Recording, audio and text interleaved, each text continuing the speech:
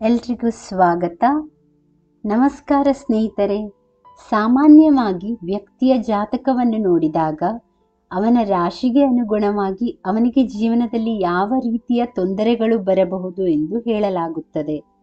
ಅದೇ ರೀತಿಯಾಗಿ ಮೃತ್ಯುವಿಗೆ ಸಂಬಂಧಿಸಿದಂತೆ ಜೀವಕ್ಕೆ ತೊಂದರೆಯನ್ನು ಉಂಟು ಮಾಡುವಂತಹ ಕೆಲವು ಅಂಶಗಳು ಯಾವುವು ಎಂಬುದನ್ನು ಕೂಡ ತಿಳಿಸಲಾಗಿದೆ.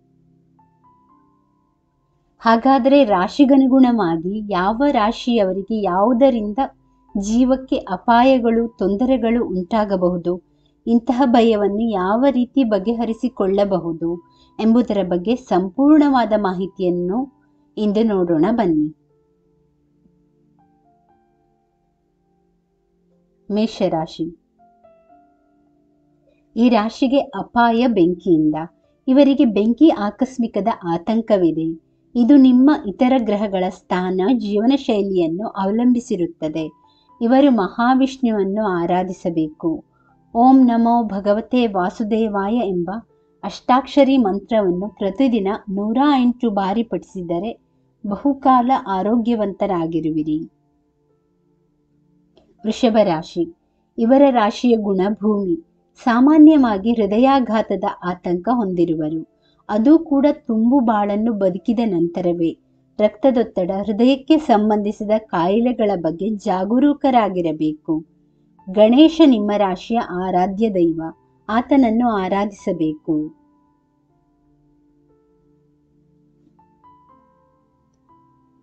ಮಿಥುನ ರಾಶಿ. ಇವರ ಗುಣ ಗಾಳಿ. ಲಿವರ್ಗೆ ಸಂಬಂಧಿಸಿದ ಕಾಯಿಲೆಗಳು ಇವರನ್ನು ಕಾಡಬಹುದು.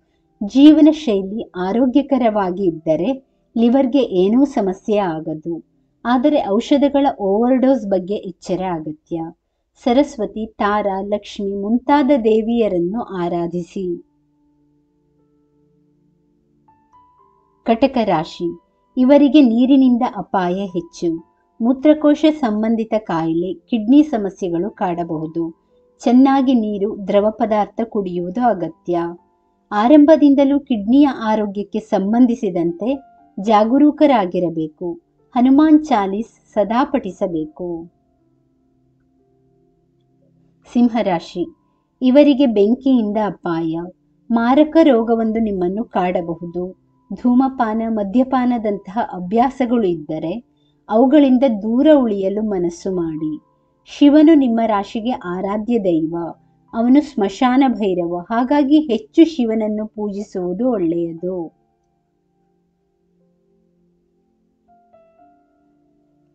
ಕನ್ಯಾ ರಾಶಿ. ಇವರು ಬಹಳ ಕಾಲ ಈ ಭೂಮಿಯ ಮೇಲೆ ಬದುಕಿರುತ್ತಾರೆ. ಸಹಜವಾಗಿಯೇ ಇವರು ಆಯುಷ್ಯ ಪೂರ್ತಿಯಾಗಿ ಬದುಕಬಹುದು.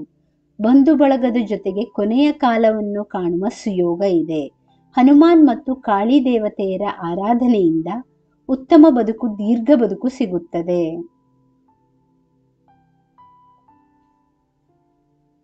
ತುಲಾ ರಾಶಿ.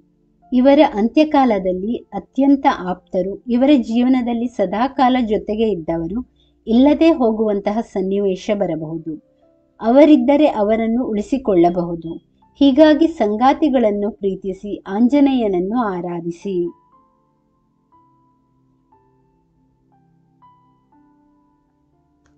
ವೃಶ್ಚಿಕ ರಾಶಿ. ಇವರು ಉಸಿರುಗಟ್ಟಿ ಸಾಯುವ ಭಯವಿದೆ. ಇದು ಬಹಳ ಕಾರಣಗಳಿಂದ ಉಂಟಾಗಬಹುದು. ಕೆಲವೊಮ್ಮೆ ಸಹಜ ಸಾವು ಕೂಡ ಉಸಿರುಗಟ್ಟಿಯೇ ನಡೆಯುವುದಾಗಿರುತ್ತದೆ. ಇಕ್ಕಟ್ಟಾದ ಪ್ರದೇಶಗಳಲ್ಲಿ ಹುಷಾರಾಗಿರಬೇಕು. ಈಶ್ವರನನ್ನು ಆರಾಧಿಸಿ. ಶಿವ ಪಂಚಾಕ್ಷರಿ ಮಂತ್ರ ಪಠಿಸಿ.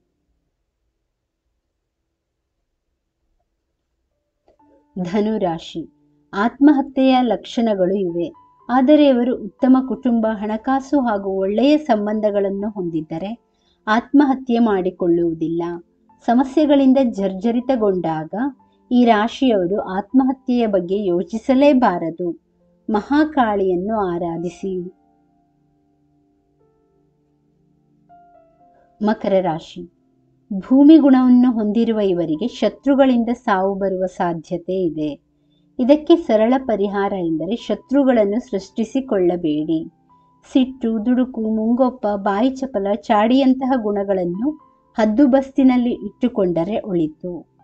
ಹಿತಶತ್ರುಗಳು ಗಮನದಲ್ಲಿರಿಸಿ ಸ್ಮಶಾನ ಭೈರವನನ್ನು ಪೂಜಿಸಿ. ಕುಂಭರಾಶಿ, ಆಹಾರದಿಂದಲೇ ಇವರಿಗೆ ತೊಂದರೆ ಉಂಟಾಗಬಹುದು. ಯಾವ ಆಹಾರ ಎಂದು ಚಿಂತಿಸಿ ಫಲವಿಲ್ಲ. ಅದು ನಿಮ್ಮ ಪ್ರೀತಿಯ ಆಹಾರವೇ ಆಗಿರಬಹುದು, ಅನಿಷ್ಟದ ಆಹಾರ ಕೂಡ ಇರಬಹುದು. ಆದರೆ ಹೊಟ್ಟೆಯ ಆರೋಗ್ಯದ ಕಡೆ ಹೆಚ್ಚು ಗಮನ ಇರಲಿ. ದುರ್ಗಾದೇವಿಯನ್ನು ಸತತ ಆರಾಧಿಸುವುದರಿಂದ ಆರೋಗ್ಯ ಭಾಗ್ಯ ಸಿಗುತ್ತದೆ. ಮೀನರಾಶಿ, ಬದುಕನ್ನು ಪೂರ್ತಿಯಾಗಿ ಇವರು ನೋಡಿರುತ್ತಾರೆ. ಸಾಕಷ್ಟು ಹೆಸರು ಹೊಗಳಿಕೆ ಸಿಕ್ಕಿರುತ್ತದೆ. ಬಂಧು ಮಿತ್ರರು ಅಕ್ಕಪಕ್ಕದಲ್ಲಿರುವ ಜೊತೆಯಲ್ಲಿ ಇರುವಾಗ ನೆಮ್ಮದಿಯ ಸಾವನ್ನು ಕಾಣುವ ಸಾಧ್ಯತೆ ಇದೆ. ತುಂಬು ಬಾಳನ್ನು ಬದುಕಬೇಕಿದ್ದರೆ ಗಳಿಸಿದ್ದನ್ನು ಹತ್ತಿರದವರಿಗೆ ಹಂಚುವ ಜೊತೆಗೆ ದೈವ ಕಾರ್ಯಕ್ಕೂ ದೇಣಿಗೆಯಾಗಿ ನೀಡಿ. ವೀಕ್ಷಕರೇ, ಈ ಮಾಹಿತಿ ಇಷ್ಟವಾದಲ್ಲಿ ದಯವಿಟ್ಟು ವಿಡಿಯೋವನ್ನು ಲೈಕ್ ಮಾಡಿ, ಚಾನಲನ್ನು ಸಬ್ಸ್ಕ್ರೈಬ್ ಮಾಡಿ. ಕೇಳಿದ್ದಕ್ಕಾಗಿ ಧನ್ಯವಾದಗಳು.